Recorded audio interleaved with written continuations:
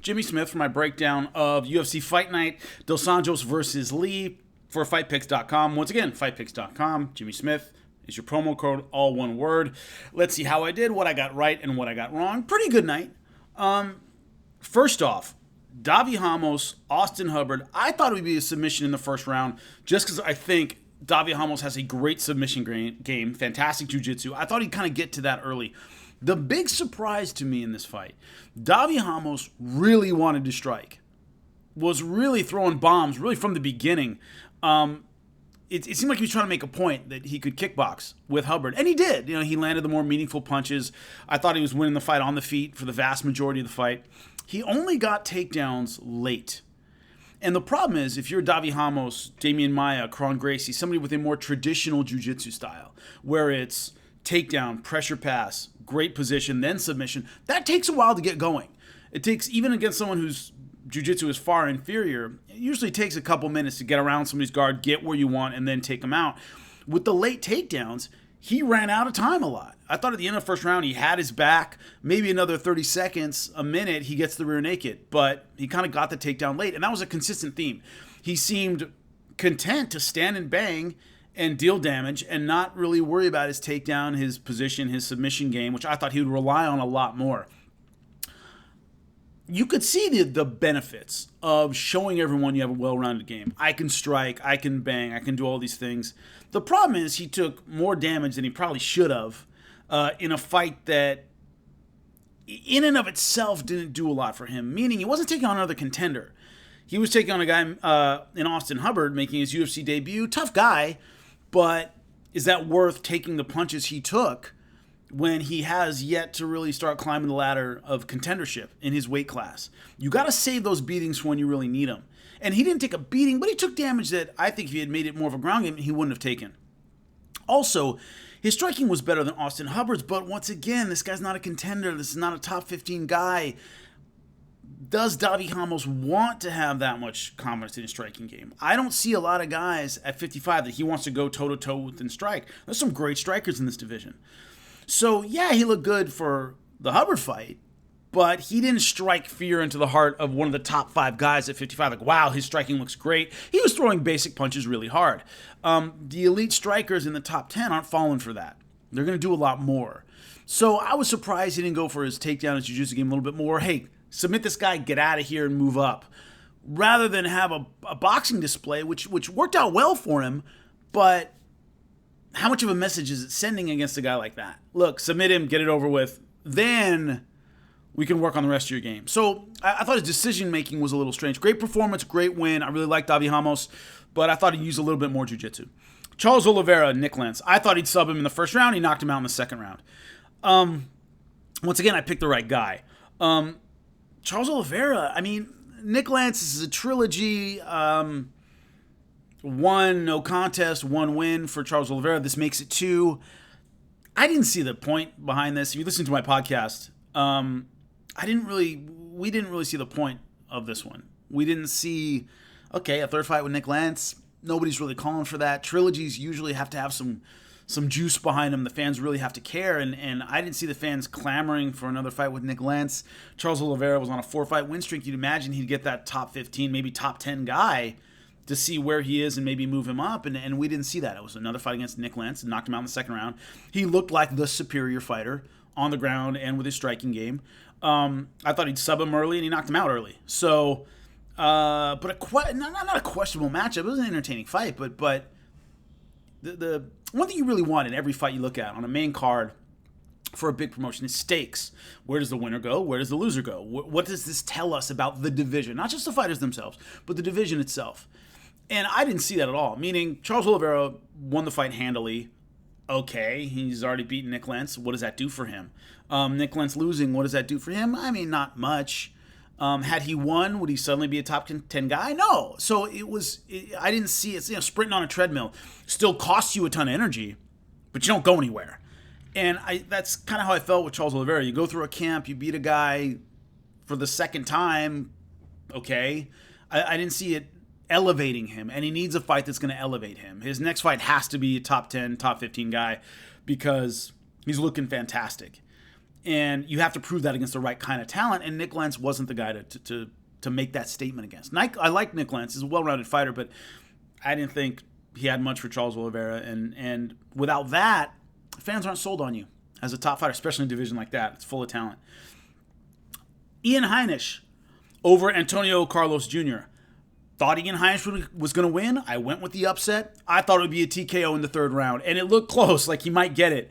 But Antonio, the fight went exactly how I thought it would, which was Antonio Carlos Jr. threatening early with a lot of submission attempts. Ian Heinisch having to beast out of a couple. He kept trying this weird, it's like a modified Grammy roll. He kept going for that. I was like, dude, you know, that's not going to get you out. You got to do something else. But what surprised me early in the fight was Antonio Carlos Jr. had so much success with the takedown. Ian Heinisch is known for his wrestling, and yet he was taking him down pretty easily. I was like, oh, it's going to be a long night. The tide started to turn in the second round, and Ian Heinisch started imposing his will, started landing some big punches, started wearing Antonio Carlos Jr. down. The problem with that submission game of Carlos Jr. is if it doesn't work early, it doesn't get easier as it goes on. Certain submissions, sometimes a guillotine, a rear naked choke, get easier later because the person gets sweaty and your arm gets under there and they get tired and give it up. But most submissions get harder as the fight goes along. So the submission game of Carlos Jr. got harder to do after about midway through the second round, and Heinisch started taking over. Couldn't finish him in the third, ended up going to decision. I picked the right guy. It was an upset, but I thought he might turn around and finish him late, and he didn't. Ended up being a decision. The female fight with Megan Anderson, that came on late. That was a late switch. So my pick didn't work for that because they ended up switching the fight off. So I didn't make a pick for the Megan Anderson fight, unfortunately.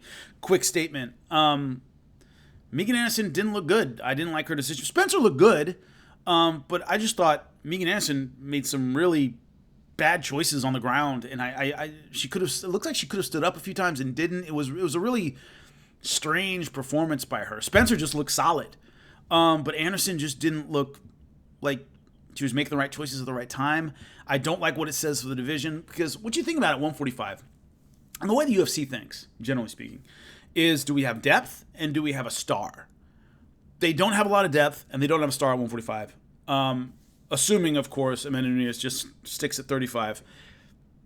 Who's she going to fight? Especially when she can stay at 35, and it's been a little bit easier historically in the UFC to build 135 as opposed to 145. It was always Cyborg and everybody else. Now it's Amanda Nunes and everybody else at 45. Now, could there be a rematch with Cyborg? Yes, but there really isn't much of a division out there. Had Megan Anderson won, they might say, okay, maybe that's the future we can build on star-wise. We signed some more talent, da-da-da. Megan Anderson losing, and you could see they were trying to kind of build her up, and her losing, I don't know what that does for the division. I honestly don't know. It's not good. Spencer looked great, but is Spencer somebody they can really build around? You have to sign other talent to really make it a full division. It's tough.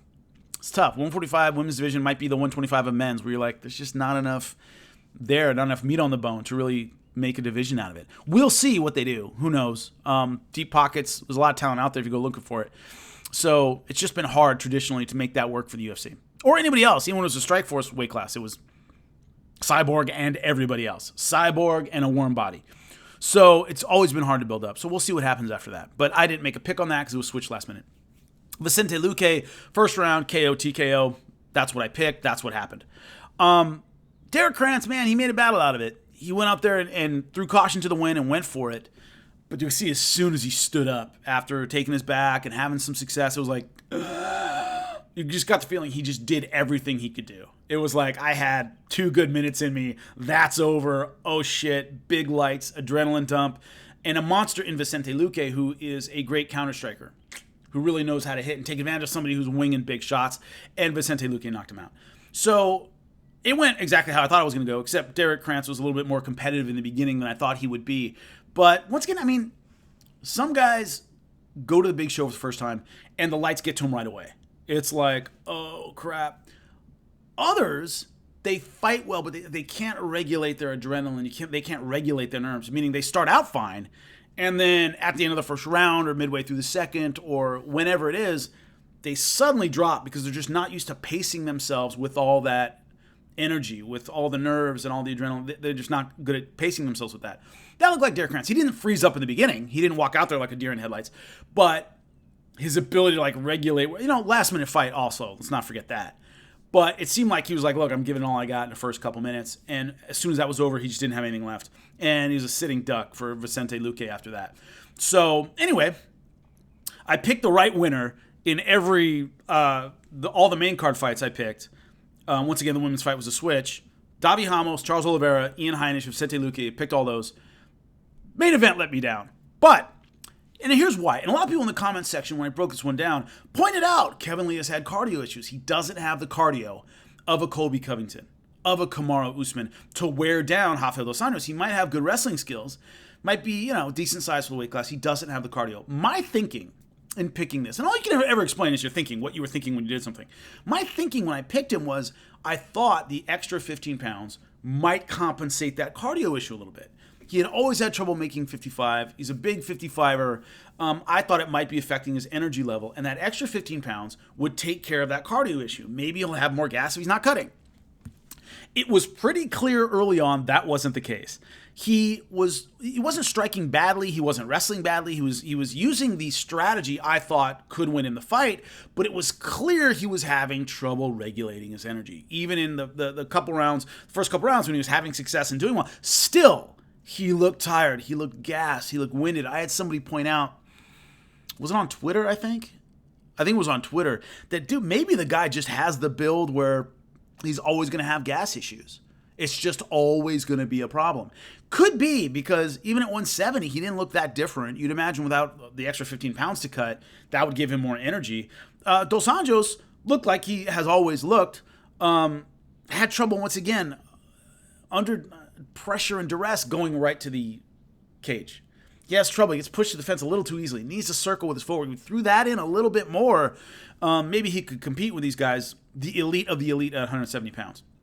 Which Rafael dos Anjos, to his credit, has had trouble doing. He's beaten, Robbie Lawler, Neil Magny, great stuff. Against those big physical wrestlers, you have to angle, and you cannot get caught against the fence. And against Colby Covington and Kamaru Usman, that happened a lot.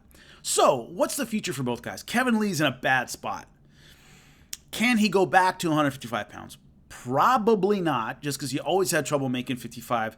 Would you trust he could make it and look good? I don't know. 170. What's there for him? He lost to Rafael dos Anjos. Okay. Above dos Anjos, you have Tyron Woodley. You have Colby Covington. You have Kamaru Usman. You have Ben Askren. Big physical wrestlers. Kevin Lee's not going to out-wrestle those guys. He's not going to out-muscle them. He's not going to push them around. He's not going to put them against the fence. Rafael dos Anjos was the most winnable big fight at 170 for him. Meaning a guy that is in that top 5, but has the skill set where Kevin Lee could have looked good, and he didn't. Not that he didn't have success, or it was a close fight, but he couldn't out-wrestle Rafael dos Anjos, pardon me. One of the reasons I have trouble pronouncing the name is the way he says his name, and I've heard him when I was calling his fights and stuff, it's like Rafael dos Anjos. It's really, and I always think of that every time I say his name, and I'm like trying to say it, but it's Rafael dos Anjos is the easiest way to say it. But that's why I always stutter with his name, because the way he says it is like really hard to say. Anyway, Kevin Lee, it's hard to think of anywhere to go at 170. It's hard to think of anywhere to go at 55. He's really in a tough spot. Really in a tough spot. He's going to have to basically earn his way back, I think, at 170. Dos Anjos is, I don't want to say in the same spot. He beat a tough guy, but those same names I just listed for Kevin Lee, Ben Askren, Colby Covington, Kamaru Usman, Tyron Woodley, those guys are all great wrestlers that are going to give Rafael dos Anjos the kinds of problems that Colby Covington and Kamaru Usman gave him. He has trouble with those guys. I don't see, it's almost like an iron ceiling that he's under right now, and he has to find a way to break through and beat one of those guys. And so far in his career, the better wrestlers, the bigger guys, he's had trouble with. Kevin Lee is the first really wrestling-centric guy that he's had a ton of success against. That's been his issue. And once again, Kevin Lee, coming up from 55, the rest of the names I just told you are big 170s. Those are big, strong dudes. Those are natural welterweights. So where Dos Anjos can go, I don't know. He can still have a lot of entertaining fights, and he can still make a lot of money, and he can still entertain the fans. He's always fun to watch. Love Rafael Dos Anjos. My question is, how much further up can he get? unless he deals with some slight footwork issues and the ability to deal with wrestlers that are going to put him against fence. So we'll see. But entertaining night. Once again, picked right on Davi Ramos, Charles Oliveira, Ian Heinisch, Vicente Luque. Missed the main event, but hey, hats off to Rafael Dos Anjos. Great person, by the way, if you ever get a chance to see him or talk to him, meet him. Great guy. Great win. Great to see him do that. And I'll talk to you guys after the next one. Once again, fightpicks.com. Sign up with the promo code Jimmy Smith, all one word. It's free. It's fun. See how you do. Talk to you later.